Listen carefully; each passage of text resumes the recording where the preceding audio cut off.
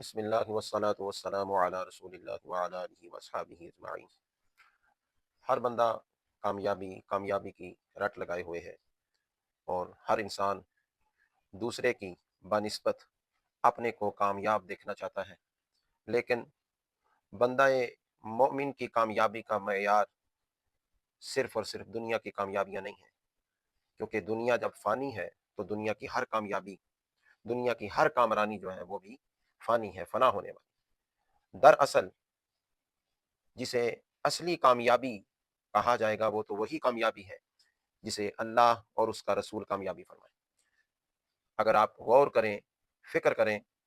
تو ایک بندہ مومن کو دن رات میں 5 دفعہ حی علی الفلاح، حی علی الفلاح کی ایک صدا ملتی ہے، جو صدا اسے ایک گنا اشارہ دے رہی ہوتی ہے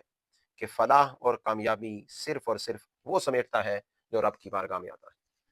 اور جو رب کی بارگاہ میں نہ آ سکا وہ حقیقت میں کامیاب نہیں ہے، اگرچہ وہ اپنے وہم اور اپنے گمان میں یہ سمجھتا رہے کہ میں کامیاب ہو گیا، میں کامران ہو گیا، لیکن حقیقت میں وہ کامیاب نہیں ہے۔ اسی طرح اگر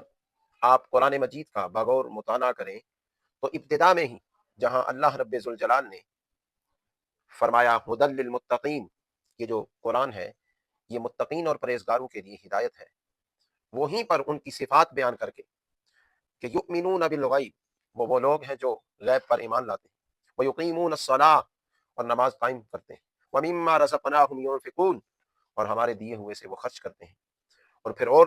ذکر کی والذین یؤمنون بما انزل الیک وما انزل من قبلک، وہ جو اس پر ایمان لائے جو محبوب آپ کی طرف نازل کیا گیا، اور اس پر ایمان لائے جو آپ سے پہلے نازل کیا، اور وہ آخرت پر بھی یقین رکھتے ہیں۔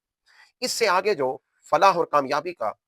اللہ تعالیٰ نے ایک مضمون چلایا ان لوگوں کے لیے، تو فرمایا اولئک علی ھدی من ربہم، یہی لوگ ہیں جو ہدایت چاہتے ہیں، اور پھر انہی کے لیے کامیابی کا ٹائٹل اللہ تعالیٰ نے چھوڑا، فرمایا اولئک هم المفلحون، یہ مفلحون ہیں، حقیقت میں جو کامیاب ہونے والے ہیں وہ یہ لوگ ہیں۔ تو اس لیے کامیابی اور کامرانی صرف اور صرف دین میں ہے، اسلام میں ہے، اللہ تعالیٰ کی بارگاہ میں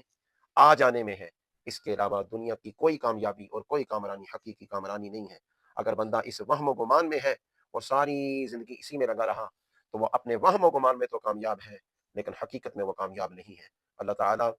ہم نے اپنی بارگاہ میں آنے کی توفیق عطا فرمائے، اور اپنی بارگاہ میں رونے، گر گرانے اور توبہ کرنے کی توفیق عطا فرمائے۔ وما توفیقی الا باللہ۔